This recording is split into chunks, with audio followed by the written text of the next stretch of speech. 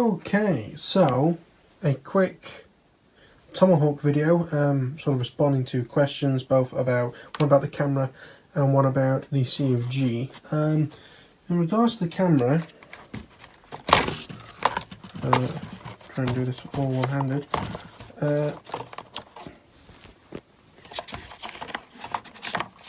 This is I can't even get it out now.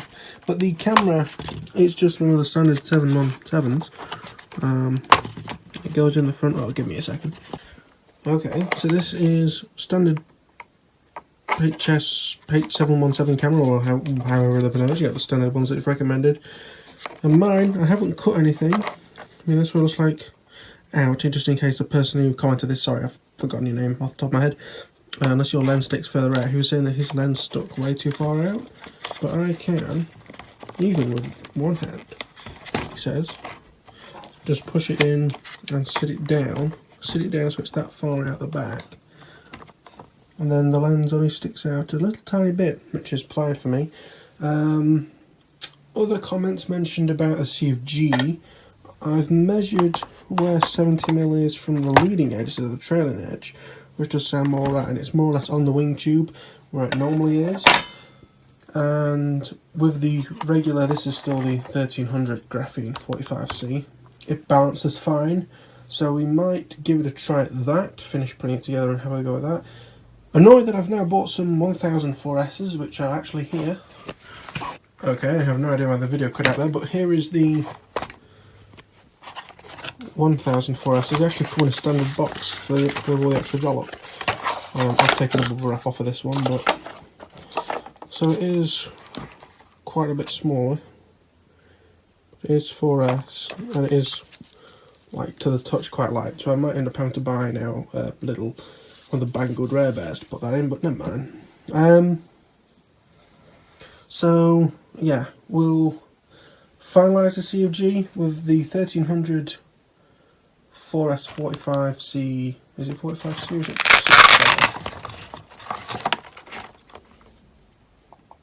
65C?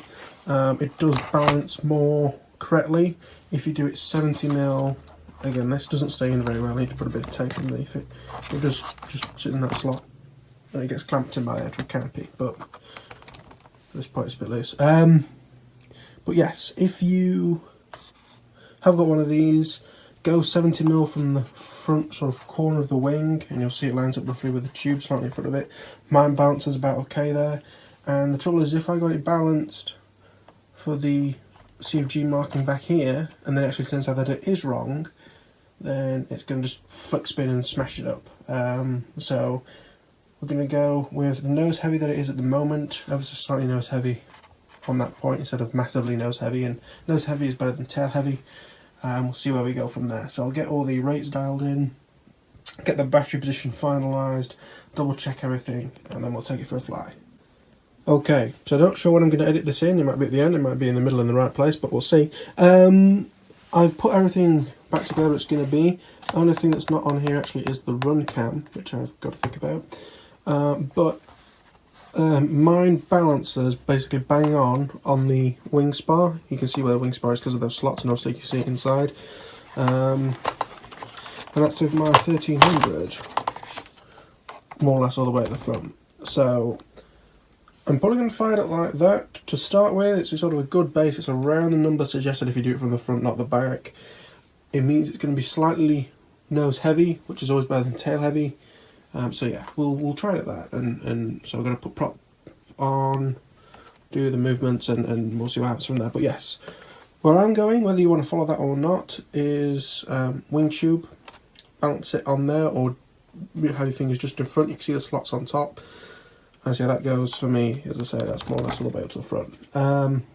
With a run cam on front, you might want to move it further back. But yes, that's my current CofG position. But yeah, this was just in response to a couple of comments on the sort of build overview / review video. There was a couple of comments on there, one about the camera, one about CofG.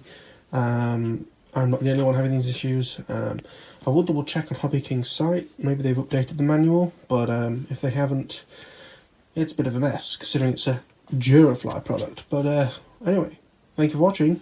like if you like, subscribe if you're new, and leave more comments, and I'll do videos like this to answer them. Goodbye.